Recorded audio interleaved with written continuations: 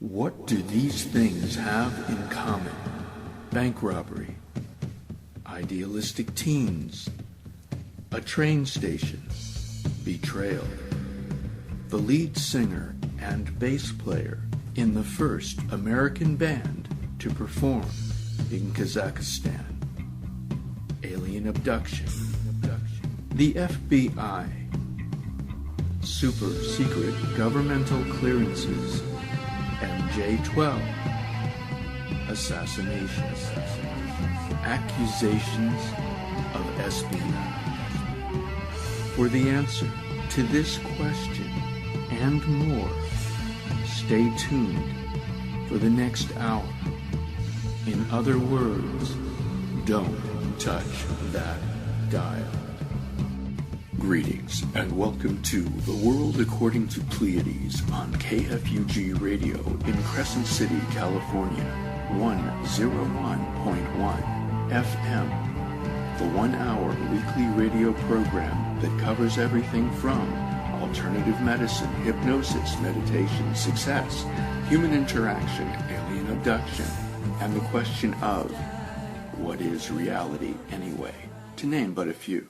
And here we are back again with part 5 of the DonDep interview series.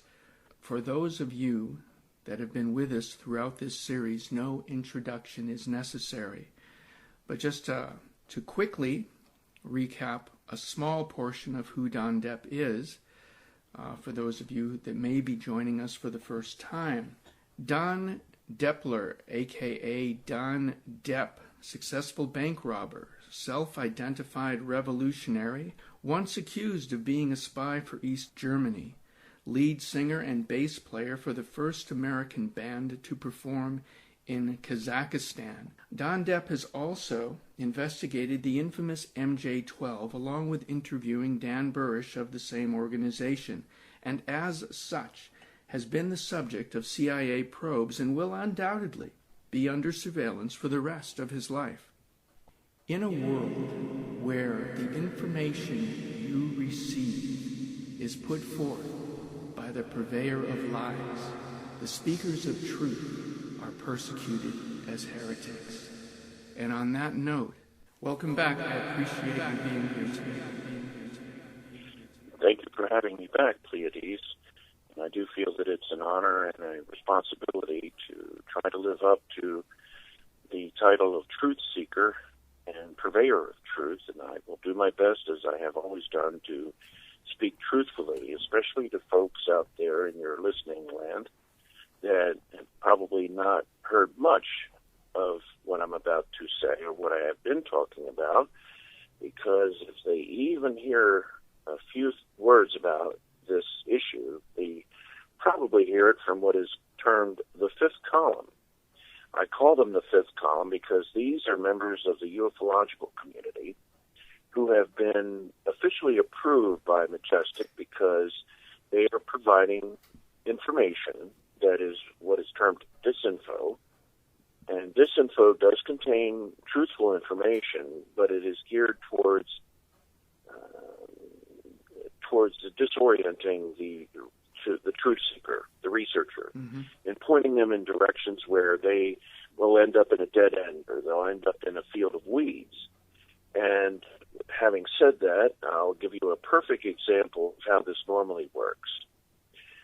Oftentimes on the official broadcast channels on cable television, people like Ancient Aliens is a perfect example of this, where you have good researchers who are very well versed in their own particular area, but they may not see how everything ties together at the top. Or they may have been given information by so-called leakers who have been given that information with the idea that they're going to use it to tout a false paradigm. That paradigm I want to talk about now is what I term the blue sky NWO versus the red sky NWO, the New World Order. A lot of folks have heard the term New World Order. They know that it was supposedly set first by George H.W. Bush in one of his presidential announcements. They've also heard it from people like Alex Jones and a lot of other internet personalities that talk about the New World Order as if they're going to take over and enslave the entire human race tomorrow simply because they're greedy and they want to do that and they feel that they need to have that overt power. No, this is not true. Yes, there is a New World Order being planned. It's been in the planning stages for decades, practically since the end of World War II, even during World War II, possibly even before World War II. That New World Order is predicated upon the pole shift that I've spoken about, and that is what is known as the Red Sky New World Order. There is no need to enslave the public overtly, but there will be a need when the electric system goes down, when the coastlines are flooded, when the roads pancake, the overpasses and underpasses have been destroyed, turned into rubble, and the military has to escort trucks along the highways to get food to the population. That is the need for a New World Order.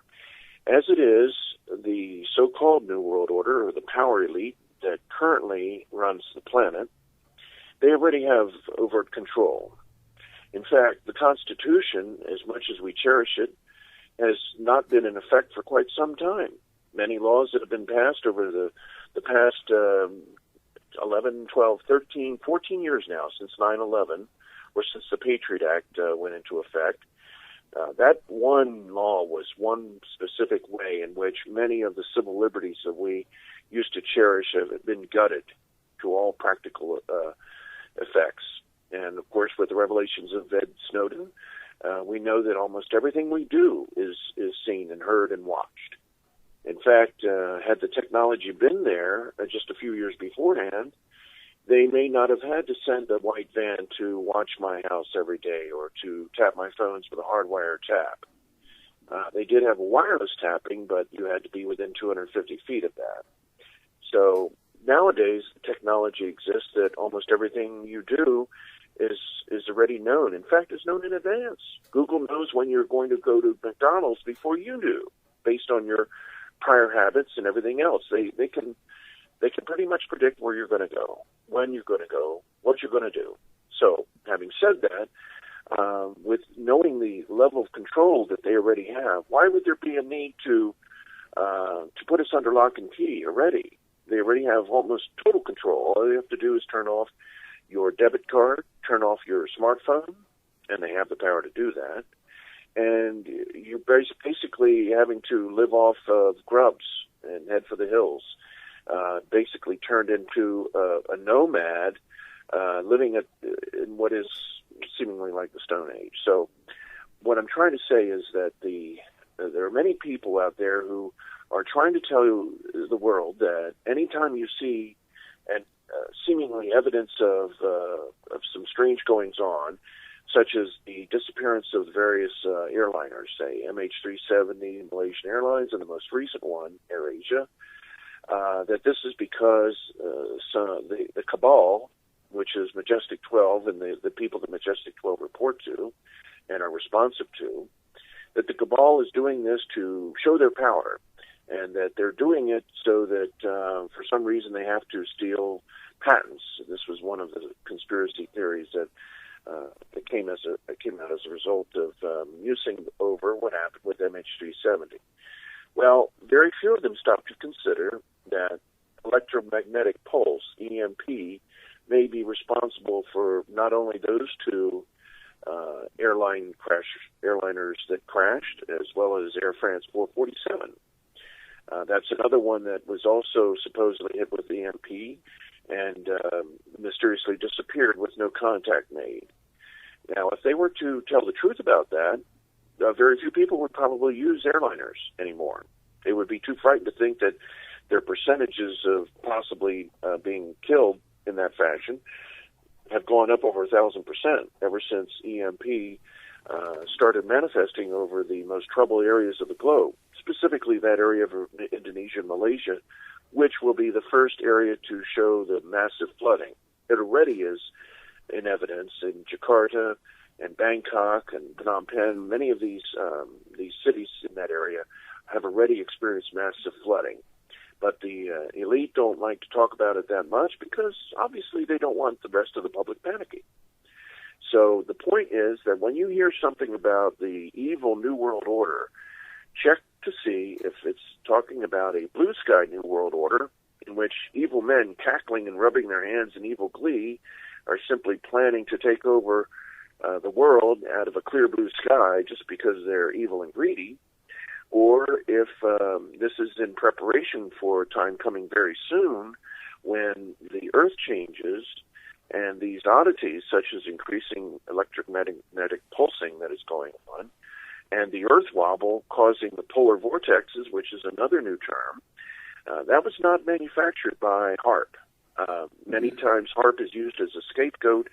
It's really not. Only extraterrestrial or ultra-dimensional or creator-level powers, angels and seraphim, etc., have the capability to really change a planet's axis or anything beyond what is already scheduled in the laws of nature. But mankind certainly does not have that power, no matter how much these people will try to sell you on that fact. They simply don't. They wish they did. They wish they had free energy, but no, they don't. Most of the technology that has resulted from the interaction of extraterrestrial beings and the cabal, or rather the military, the shadow government, as you could call it, and that includes Majestic 12, most of the technology had been seeded by Colonel Corso, and folks that are not familiar with that can read the book The Day After Roswell by Colonel Philip Corso, in which he patiently explains that he took this technology to Bell Laboratories, where they created the transistor, for one thing, and they did that fairly quickly in 1947, because Colonel Corso said the Army is not interested in claiming credit for this. We want to give it to you, but we want to be the first to utilize it in our project. So you don't say anything about where you got it. You can give the credit to people on your payroll. Just give us the technology before you start providing it to the public. And this is how not only the transistor through Bell Laboratories occurred, the silicon carbide chips through American Computer Company, night vision scopes that were developed in Fort Belvoir, the laser pointer, which was also developed there and in other laboratories around the nation. All that technology that we now have using in our smartphones and our computers, our laptops and tablets, is a result of the Roswell craft crashing. The folks in the satanic or the selfish or the evil, the bad guys, in other words, those aliens that were in consultation with the shadow government promised what they never were able to deliver. Yes, they did deliver 9 crashed extraterrestrial craft or UFOs to the shadow government. That is true. Yes, they were taken to Area 51. That is true. Yes, they were reverse engineered as much as was possible so that they could then either use the actual craft that had been recovered to fly them. Of course, that was only allowed up to a certain point, so they were only able to basically get those UFOs several hundred feet above the facility, and that was it. They really couldn't fly them. The Cash Landrum incident was an incident where they were trying to transport a UFO, but it was causing so much radiation that it practically killed several people, and they were lucky that they were able to even move it like that. It just simply was very hard to do. That whole issue now has been resolved. The Majestic 12 knows they'll never be able to reverse engineer the actual propulsion system. They'll never be able to get so-called free energy, and this had been a gigantic bamboozle of Majestic 12, letting them believe that simply because they had these craft, they could go on to rule the world with these mighty flying machines. And, of course, they do have the most powerful flying machines today, but they're of human origin, utilizing certain alien characteristics as far as aerodynamic construction is involved, but that's the extent of it. So I hope that I've helped the folks out there get an understanding, given them an understanding that many of these tales that they might hear of are simply balderdash. They're not true. As much as certain human elements would like them to think that powerful humans are existing that are able to create major earthquakes and kill anybody at random, that's simply not true. So, And Don, I hope I've explained that part. Go ahead. You've been breaking up a bit. Usually we have a good connection. Are you in a different location than you usually are, or? Absolutely not. I'm in the same location. Okay. And I'm speaking just as I normally would. Yeah, a lot of breaking up. But okay, I just wanted to mention it in case, there was something you could do about it. Now, this information, the information that you've been sharing in this series so far, this isn't information that just fell into your lap. I mean, people have actually died helping you to bring this information forward. Would you like to comment on that at this time, or would you like to save that till later in the show? No, I think now would probably be the best time so that the folks that have already heard me provide them with warnings, where to go, what to expect, and to know that I'm not speaking of something that I simply read about. What I'm trying to say is that, yes, there are people that did die. The first person that I understand that was killed as a result of having passed information to me was a presidential advisor, Gus Weiss. It was in his 70s, and he had been the advisor to a number of presidents. And unfortunately, he was pushed off this balcony of the Watergate. And that was after he had arranged to have the work disc, a scratch working CD of Dan Burisch's work with microbiology.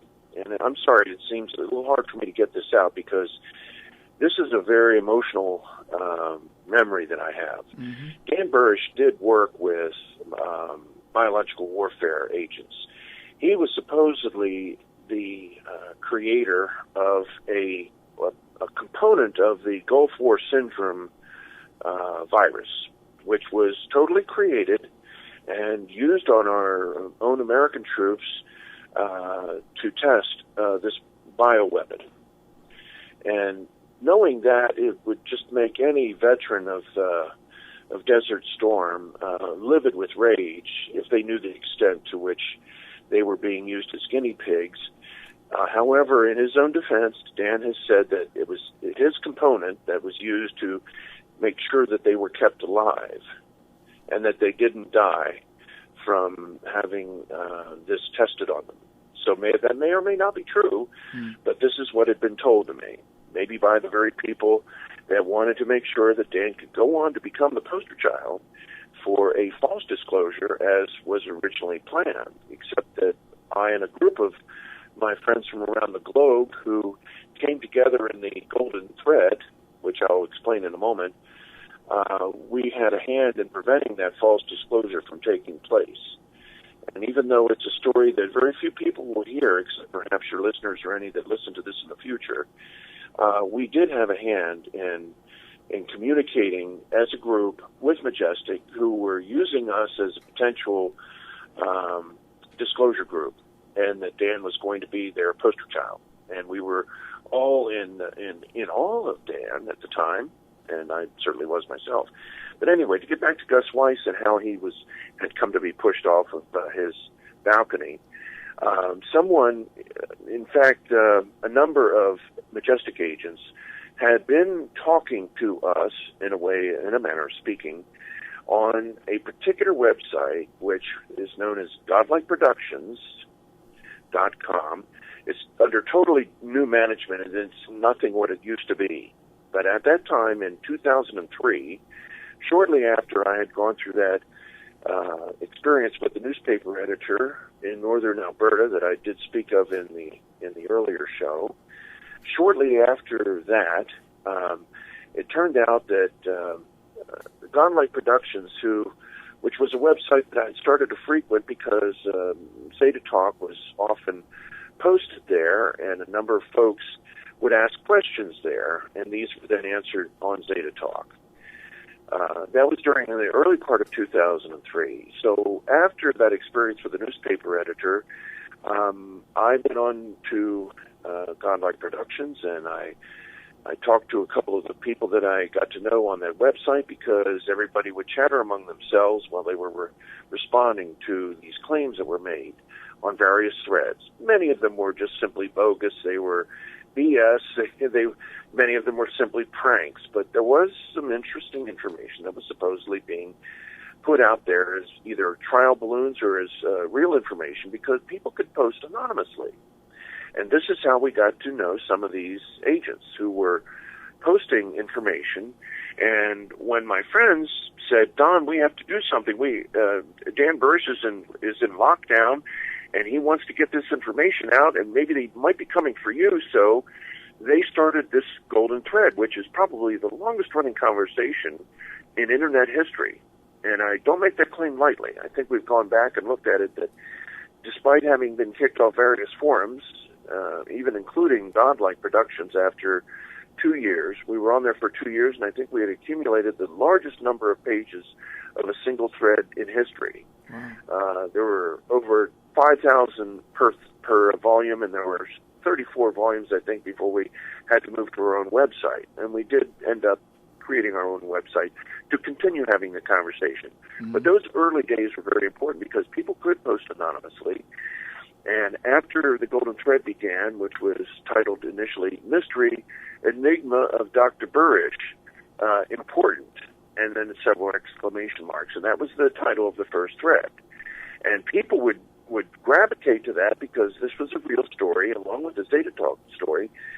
This was going down, and people insiders would start posting on this thread, therefore bumping it to the first page and talking about the Dan Burisch claims about this Ganesh particle and how they were trying to kill him and keep him from talking publicly. So as a result of this, we started getting what are called ravens. Those were the Majestic 12 agents. And the ravens were members of Majestic 12's bodyguards for the Magi and communications people that were entrusted with passing communications and secure documents and flying the Magi in and out of, various cities when they had somewhere to go, especially Area 51. They were entrusted with putting them up at the MGM usually. That's where most of the Magi would spend their time when they had to fly out to Area 51. And then they would take a Janet flight out to Area 51, see what was going on with the various alien and the alien-related technology.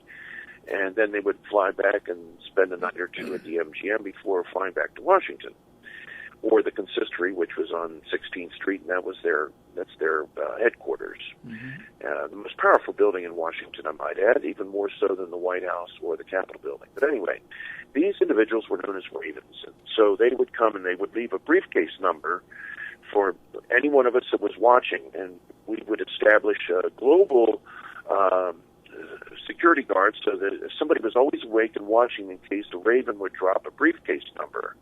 And within each of these briefcases would be information, documents, images, and so forth that would prove what Dan Burisch was saying. So we would then quickly gather that information, and then soon somebody of the Palace Guard would find the briefcase and shut it down because they could do that. But in the meantime, one of these ravens, whose name was Benny, short for Benjamin, and he was given amnesty by Majestic 12 years later, but at the time, he knew what the real story was and was providing us with some very important documentation. Now, when Majestic learned of this, they wanted us to use us to, as I said, provide part of this blue sky claim, this false disclosure of Dan Burisch and the personal friend of the alien, and it worked with him and helped to heal him, and isn't all this very grand, and everybody prayed hard enough and we avoided the pole shift. Of course, that's not true, but that is what they wanted us to believe. So as time went on, we were allowed ever more information to prove that end of it. But I did know, and this was according to other ravens that explained to me that this was a cover. Dan was part of Majestic 12. They really were in awe of him because of his personal relationship with this alien that had given them a lot of false information, along with some true information. So that as a result of their being in awe of him, they went along with this, but they were telling us, look, this is what's going to happen. So be very careful because the pole shift is expected by these people. And anyway, to make a long story short about that end of it, it was right after we started the Golden Thread that was in October 2nd of 2003. A couple weeks later, Nancy Leader of Zeta Talk was on the Lou Gentili show. It was a radio show. And I called in, and I asked her about the J-Rod, who is the alien known as Kaela, and whether this was true. And they said that, yes, the alien certainly was real, but what the alien was telling Majestic was a lie. And so this, of course, created a huge stir amongst the Majestic circles because they do seriously read Zeta Talk. They may want us to angrily, they were angrily in denial of that. Whenever I would ask them publicly, they didn't want to talk about it. Even Dan would not want to talk about it. They would like to avoid that whole issue. By avoiding it, it allows them to deny it in other venues. But they would always find a way to change the subject. But I did manage to ask a few questions about that. So as a result of me asking this of Nancy Leader on air in the middle of October of 2003, I soon began to receive information from not only these ravens directly, but an entity known as Project Preserve Destiny. And I explained, of course, what Project Preserve Destiny was all about. And the individual that chose to use this name as an avatar turned out to be Lord Hill Norton. And I can use his name because he has died. And he felt that I had made the correct assessment of the situation. And by the way, my assessment has not changed since 2002. So I'm saying the same thing now that as I did then, except, of course, the timeline has been changed.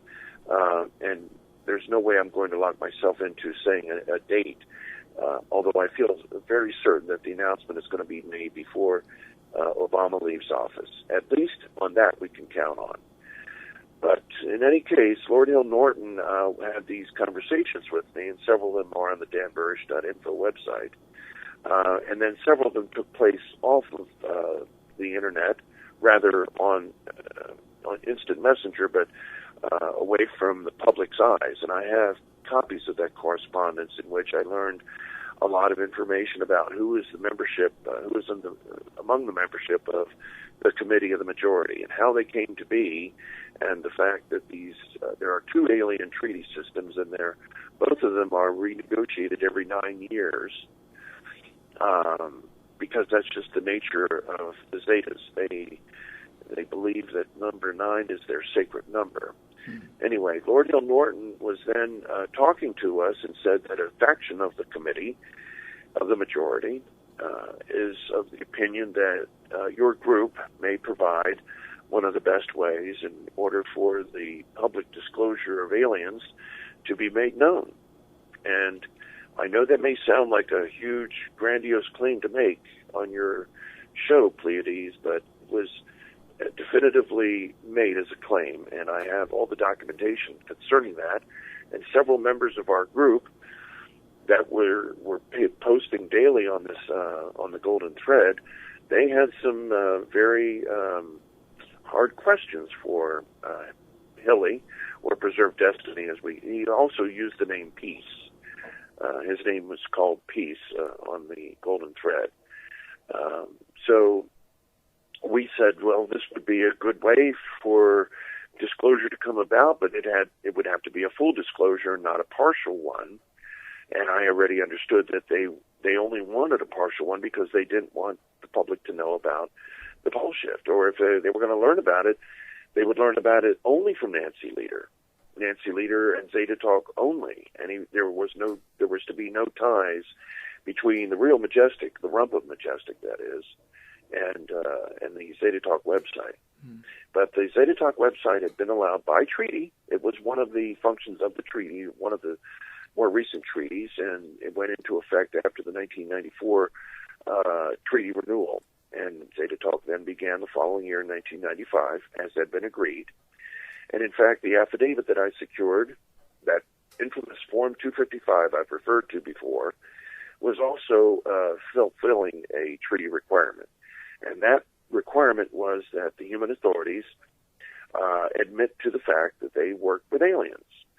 And they did that. It had to be acknowledged in the public data stream. You couldn't just sign an affidavit and go and admit it.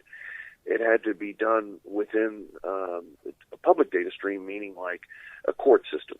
And therefore, because it was part of my court case, it entered into the public data stream, and it did therefore fulfill a treaty requirement. At least this is what I've come to understand, both from talking or corresponding with a number of folks like Kamash 17 and Kamash X, as well as Blackbird and other ravens. So there were quite a number of individuals who I always asked different questions of to make sure that I was getting a truthful response. And some of them were simply, they would get angry and they wouldn't want to respond to something, but that too would tell me some of the things that I need to know. Mm-hmm. But to get back to Gus Weiss, he was pushed off his balcony because he had secured a CD, including an icon of my band's logo that was seen through, supposedly, the looking glass.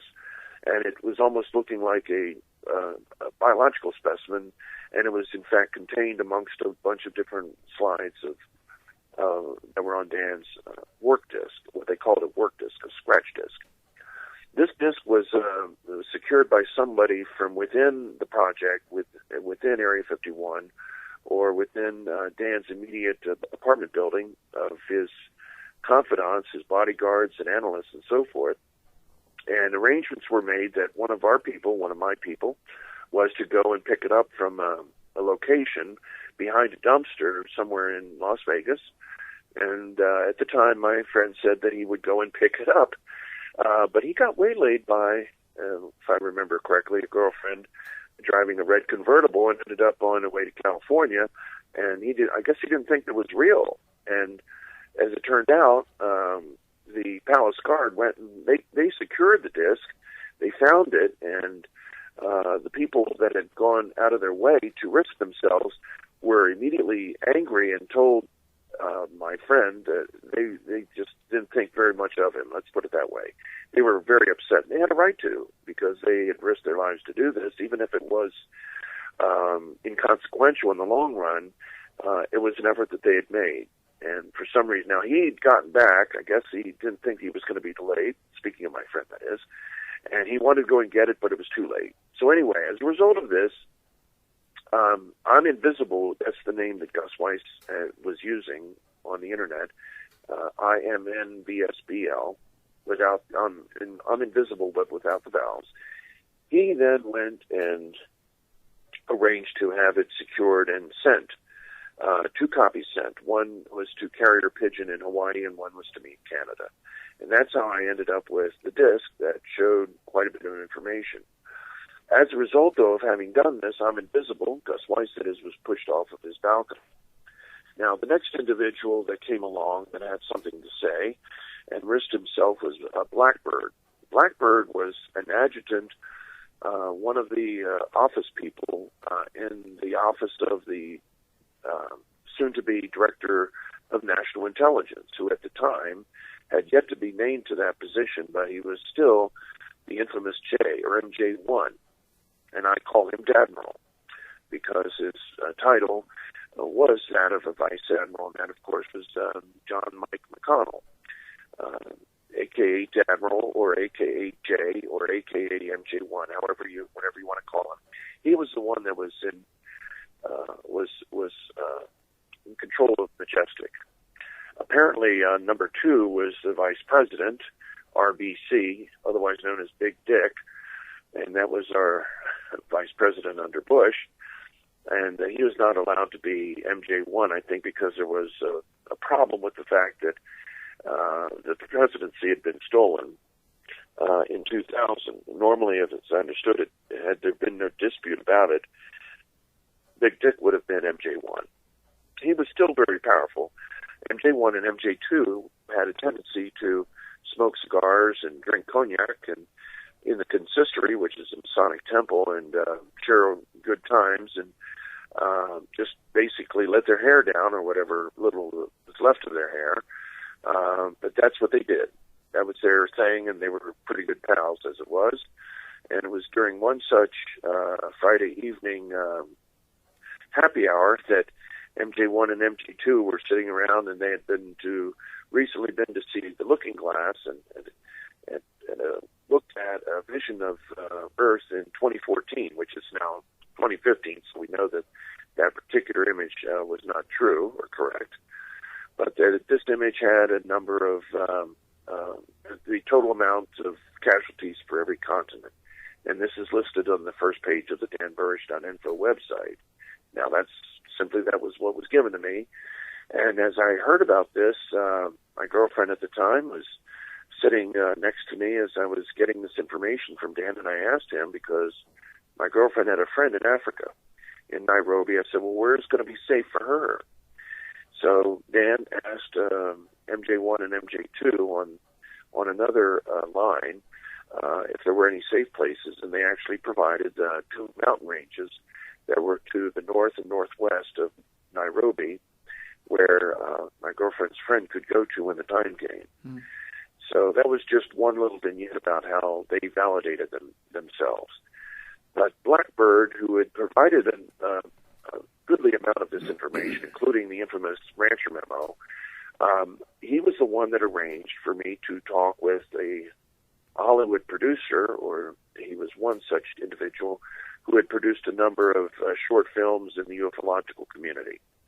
And that individual did come to assist me and did fly up to Alberta and actually went to the court hearing with me when I presented that infamous Form 255 to be lodged into the court record, which was the admission by Dan Burisch that, yes, people like me are harassed by MJ12, that, yes, MJ12 does exist, that, yes, there is a huge event coming, that, yes, if the public knew about it, they would probably panic, even though some wouldn't care, and that, yes, Dan himself had been a treaty negotiator, and it supposedly helped to reduce the number of abductions that would be allowed by the human authorities, meaning Majestic 12, by the aliens. Now, of course, it was never explained to them that they really didn't have any power over that the abductions were always volunteered on the subconscious level. Of course, I've explained that in previous interview. But this was information that was also given to me, and this is one of the ways in which I learned it, was by Blackbird.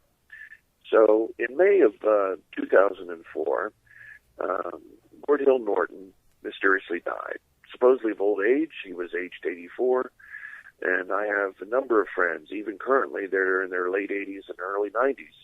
I don't think that he just simply died of old age. He died because he had been getting too close to our group, too close to the Golden Thread, and was encouraging us too much to presumptively take over a limited form of disclosure in conjunction with Dan Burisch's status as being a newly released Majestic employee who had worked at Area 51 with the aliens. So between Gus Weiss being killed and Lord Hill Norton being killed, it was then that Ganesh 17, actually it was Blackbird that took up the cause and continued to provide me with information. And something happened to him, and he was found out. He was no longer able to be in touch with us, and I think that he also died. I still won't provide his name because I'm not certain if he's still alive or not. But it was shortly after I didn't hear from him during our normal weekly visit online through email. So as a result, a week or two passed, and I began to hear from Ganesh 17. Ganesh 17 was allegedly a member of the House of Lords, and supposedly in Prime Minister Tony Blair's cabinet, and he provided me with additional information that admitted that, yes, the Planet X, or Nibiru, was not necessarily within the inner solar system, but that there would be a vortex through which it would appear in the inner solar system, and that Dan Burisch was aware of this. And that's as much as Ganesh 17 would admit to. But he also went on to corroborate and identify individuals that were other members of the committee of the majority, not himself, of course, and other facets of the way that Majestic 12 culture works. And here's another thing. If your listeners ever go into somebody's home and they see that there is a Christmas tree lights and it's not Christmas season, there's chances that it might be a Majestic agent. And I once asked about that. I said, why is it that you all always have Christmas tree lights in your apartments? Because, of course, we went on to stay in a Majestic 12 operatives apartment when we got to Las Vegas in 2006. And they said because Majestic agents feel that they're special. Every day is Christmas because they are given the awareness, the truth about things, about our origin and destiny, and they feel that it's an honor to be part of the group that is entrusted with keeping that secure and to maintaining domestic tranquility. This is another reason why many people are killed for giving out information, because they're constantly trying to maintain that domestic tranquility to prevent global panic. And of course, if Nibiru's presence in the inner solar system was definitively known, and not just known by the polar vortex and other strange occurrences, there might absolutely be panic, especially if the president is not allowed to make his announcement, which is where we left off last week. Having mentioned now the Kamesh X and Kamesh 17, and again, I'm cutting it pretty close here. You mentioned Kamesh 17, but I don't think you've actually mentioned X yet. Well, Kamesh 17, I think, was also compromised, and it was then that I began to hear from Kamesh X. I have it's about 1.5 to 2 inch thick sheets of papers. They're printouts of the various emails that we had, because I knew that these emails would be eliminated from my system or would be used to identify some people. So I would have to reread the actual paper on which these are printed, because these I've had to make a copy using a camera, but these documents, even though they were originally available online, I've since had to erase them just to protect my sources. So when it comes to some of the details as to what Kamesh 17 and which was Kamesh X, it is a little blurry. However, I could always go into the file here, it's in front of me now, and take a look and see who said what. But the important thing is that both of them were trying to provide me with information, and one of them had termed Lord Hill Norton's nickname amongst them was Hilly. So little vignettes like that were able to help me ascertain the validity of any individual who came bearing that name, so I knew if they were bogus or not. So little things like that helped me to verify who I was talking to.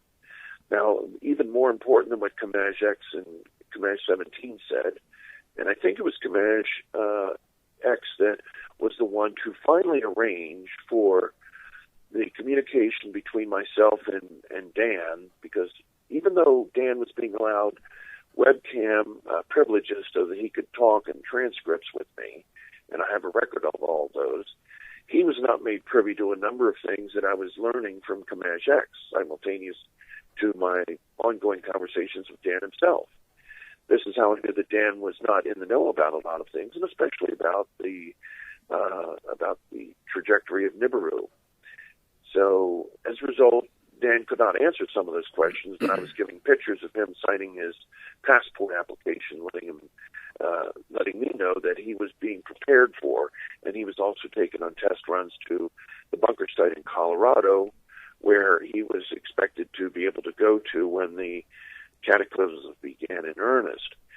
And, of course, on top of that, he always collected number 10 cans of food along with his science director. So even as actual people, they knew that something big was coming. Anyway, I want to jump ahead now to the person I think who had told me about Stormtide, and I think I may have told your audience that this person may have been killed already, and I really feel really badly about him, because he didn't have anything to do with any of this until he was entrusted with a contract by the CIA to apprehend a rogue agent in Europe, in Brussels.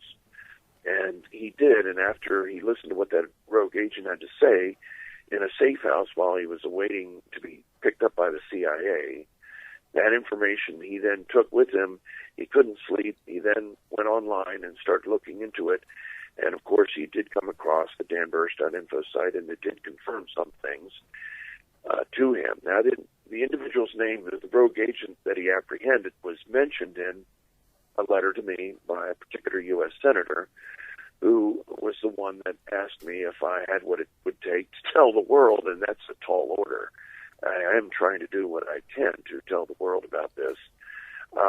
But his references to the time is coming in, the tide is rolling in, and that the great comet of ages is on its course, meant to me that there was no mistaking that. It meant that there was nothing that could be done to stop it. They knew that it was coming in, and all that could be hoped for was to prevent public panic from erupting, and that hopefully the public could be prepared in many small ways, such as this series of interviews, so that they could hopefully take this to heart, do what they could to prepare for it without panicking and without despairing, because the worst thing that anyone can do is to despair, and that is exactly what would ruin the soul harvest. It would be like prematurely freezing the orange crop in Florida. You don't want to do that. The time will come, there will be a frost, but you want to make sure your oranges are harvested before that happens. But it was that individual who also, I believe, was killed for having provided me with the details and the coordinates of not only the facility where most of the elite Brussels will go, those 300 powerful families, but an additional facility in the Czech Republic, which is able to house over 5,000 people. And these facilities are not the deep underground military bases that folks in the listening audience may have heard of, may be familiar with. Those DUMBs, or deep underground bases, are going to be danger traps. They're going to be potential tombs. Some of them are likely to survive, but many of them are likely to be crushed by the tectonic plate movement. And it was only when Majestic realized that the billions of dollars that they had taken from the drugs trade and oil and so forth, and the black budget trade from paid for by American taxpayers, to build this incredibly expensive, complex network of underground cities and bases and tunnels connected with maglev trains, that most of that will not survive. And if they had any hope to survive, they would probably have to go to a facility that was less than 50 to 100 feet below ground. And that's why they were hastily restoring and hardening and renovating many of the World War II era bunker systems in Western and Eastern Europe. So if anybody happens to be going to Europe and they see signs for these locations, they're probably in use again. And you want to stay away from there, because they will shoot to kill if you try to venture on those grounds, without being permitted or being arranged to be there. Mm-hmm. So I think I've outlined the people that were either killed or came close to being killed for having provided me with information that corroborates the Majestic 12 takes Zeta Talk very seriously and has made definitive plans based on what Zeta Talk has said, so that when people go to read Zeta Talk, they're going to know that this is not simply some crazy woman in Wisconsin, that what she says is speaking very truthfully. Mm-hmm. By the way, the Majestic 12 that I speak of, the working group, is a rump group that contains the individuals that were, in some cases, part of the original Majestic 12 group, but the new MJ-12, as recorded in Zeta Talk, is supposedly beyond the purview of the American government. They're off-planet, off-world in many cases, and they're helping to prepare for the day that will come when, after the shift, they'll be able to return and to help some of the individuals that have survived. So this group, what I refer to as Majestic 12, is the service to self group for the most part. This is the rump group that's known as the working group and not the original special studies group. And you can call it Scion, or Scion with a C, or Majestic 12, or P40, or however you want to call it. You can call it the Cabal, because ultimately the information is used by the main puppet master of Earth, who is much like the governor of our planet, and who controls trillions of dollars worth of wealth and most of the infrastructure of the planet through various holding companies. And that individual has his main domicile, I believe, in Switzerland and many other locations in the British Isles as well as the United States. You're breaking up big time. You're breaking up big time now. Okay. I have a few more names. I have a few more names in my list of notes here. I'm just going to toss out there Edgar Mitchell, also Sir Kevin. Okay. As far as Sir Kevin Tebbit goes, he was a permanent undersecretary of the Ministry of Defense of the United Kingdom. And he is what I term a good guy. And he was a member of Majestic 12, even though he was British and not American, because there is a special relationship between our two countries. And as such, the permanent undersecretary of the MOD of UK is usually the person who sits in that Majestic chair as well as the Ministry of Defense chair. That would answer as far as who Kevin was. And it was Kevin that had made arrangements for Kamesh 17 and Kamesh X to be able to speak with me. And it was also Kay, or Sir Kevin, that allegedly was the one that arranged to have that rogue agent, whose name I will not mention on air because it may still be valid, to secure those pictures of the throne room, which is in the basement area of the Mother of Darkness castle that I spoke of, that verified Dan Burisch's induction into the Priory of Sion. Now, Edgar Mitchell, he plays a role because I was invited to speak. I was interviewed on Kerrang Radio, which is London's leading FM rock station, and it was during drive time in the afternoon rush hour. And it was a fairly short interview. It took place between songs, and so as we talked about some of these things, and I was warning them about Nibiru, it was then that, of course, they seemed a bit stunned by it, but most of the people that called in at the time were understanding, and they didn't think that I was out to bamboozle anybody. And I invited them to check all of this out for themselves, do their own research, and they decided on their own after the interview that they were going to try to confirm this with NASA. Now, I have explained that, of course, NASA means never a straight answer. That's what it stands for many people, and it's because they were originally the organization that was ordered to locate Nibiru, because they'd been told by the aliens that it was coming. So their mission was to locate it and to track it as it came into our solar system. And that means that they were ordered to do so back in the 1950s. That was their original mission. So obviously they're never going to say anything publicly. In fact, what they did is they shrugged their shoulders and there was no comment from them. So the two hosts of that particular radio show then went and asked a number of other individuals. In fact, they ended up with Edgar Mitchell as an astronaut and therefore as an employee of NASA, and said, well, is this true, Edgar?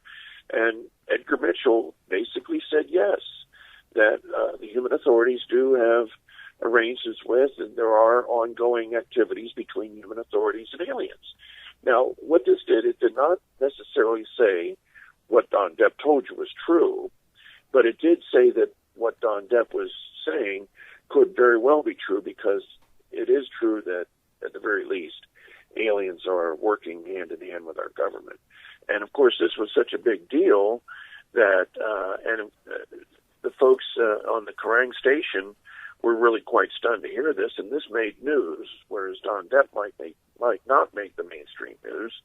Edgar Mitchell would certainly make the mainstream news, and as a result of his appearance on Kerrang, being asked as a result of my first interview, Wolf Blitzer and the rest of the mainstream news picked it up, and they said that, oh, Edgar Mitchell's out there saying it's probably true, we're working with aliens. So I feel that I had a role in helping that message to get out there. And so as a result, too, of this occurring, the folks at Kerrang asked me to come back on the show. And, of course, I did, and they told me, well, you know what had happened. First of all, you frightened probably 3 million Londoners with what you had to say last time. And, of course, I apologized for anything that I might have said to panic them. But I said the important thing is that they should take that information to heart. There was no intent to deceive. So we moved on from there, and then they told me what had happened with Edgar Mitchell. And I said, well, there you go. I said, I understand how it is for people that don't know of these things. They are innocent and therefore naive enough to think that if they simply go and ask somebody in power, they're going to get a truthful answer. Well, that's certainly not going to be the case. They're not going to tell you that. And even many good people did not want that information known 5 because minutes. as a result of that, it could produce panic. This is why you have people like Al Gore, who is talking about an inconvenient truth. Of course, global warming is a cover story for climate change. And of course, global warming does not account for many of the different factors going on now. And it was a cover story, but what it did was, even though it was designed to get people to start saving energy and start thinking of their carbon footprint, and that may all be a good thing, the fact was that it guilt-tripped the average human into thinking that they and their carbon footprint were responsible for these earth changes. And that's where I think that Al Gore did us all a disservice, even though I voted for him and the election was stolen from him. I realized at that time, even then, that we are controlled, no matter who is in the Oval Office, about the most important issues. We can't really trust anybody in the Oval Office to give us the unvarnished truth, because there are so many serious, powerful people that control that puppet that we call the president, that no matter who is in there, all of them are going to be equally stultifying. They're going to be a puppet for whoever. Exactly. So we can't trust them. There's not much we can do except to rely on ourselves. And what each of us can do to help each other learn of these things, to corroborate these things and validate them. And I hope I've validated quite a bit for your listeners tonight, Pleiades. I've given them information that they can now take to the bank and take a look at Zeta Talk and read that and find that, yes, what I've spoken about it's in there, but now they know the Majestic 12 reads there too. So they're in good company. There you have it. Well, thank you. Thank you once again for being on The World According to Pleiades. I really appreciate your time. I appreciate all the information that you're sharing, also the risks you take as an individual to bring this information forward. Is there anything, just in closing, that you'd like to, I don't want to say last words, let's not say it like that, but just in closing here today, is there any thing you'd like to share with the audience? Only that they don't have anything to fear if they start to talk to their family, and I would hope that they do, talk to their loved ones, talk to their friends, and start to think in terms of working with others, not just themselves, so that when they make an evacuation plan, it's not only just for themselves or their own families, but their friends, so that they can help to rely on each other and share information with each other, and also to have enough digital space, enough storage on their smartphone or their tablet or whatever they plan on taking with them into the aftertime that has a good background of things like how to bake your own bread, how to grow vegetables, how to keep warm without electricity, these kinds of things, to start to put that information away, just like they're putting away food and clothing and first aid items. And probably hard copy would be a really good idea. Hard copy as opposed to storing anything electronically. Well, having a hard drive or having thumb drives of collection or duplicating is the best way. You want redundancy, so you might have a number of hard drives, and you might make copies of those hard drives. It should be fairly easy, or put them on a micro SD card, and make sure your friends have them too. And make sure, if you don't have a device that has a SD card slot, try to get one, so that you can then share that. Whenever you meet somebody, you can trade information, because information will become very valuable. Having a hard copy is always very good. Of course, it's very hard to lug about a book or a notebook with all that information, but if you can have at least one little area of specialty made into hard copy, so that even if you don't get a hand crank device that can recharge your smartphone, and by the way, they're very easy to get. For less than $50, you can have a hand-wound, hand crank device that will charge up your smartphone. So never feel that you're limited by lacking the electric grid when it comes to storing information for yourself. Other than that, you can have a hard copy in one area so that you might focus on baking bread. Somebody else might have a hard copy printed out of what it would take to brew your own beer. somebody else might have information on how to can certain goods and how to, grow certain crops and vegetables the best way, and how to make a greenhouse for them. Get greenhouse bulbs that you can pack a couple away in a very small space. Little things like that will go a long way, and if everybody in your group works with each other, you can duplicate each other in case one of you has an accident, but you can also help each other by getting different things so that you don't have to rely just on yourself. You can rely on your friends and neighbors as well, and they can rely on you too. Excellent advice. DonDep, thank you very much. Thank you, Pleiades. You have a good night, and as well to your listeners. We'll speak again. Thank you for listening to The World According to Pleiades on KFUG Radio in Crescent City, California. If you have any topics you'd like covered, or you feel you have the potential to make a good interviewee, please send your suggestions and or information to KFUG Radio, 270 I Street, Crescent City, California, 95531. Attention, Pleiades. Or email me at radiointerview@moonstar-enterprises.com. That's radiointerview@moonstar-enterprises.com. My name is Pleiades Moonstar, and I love you.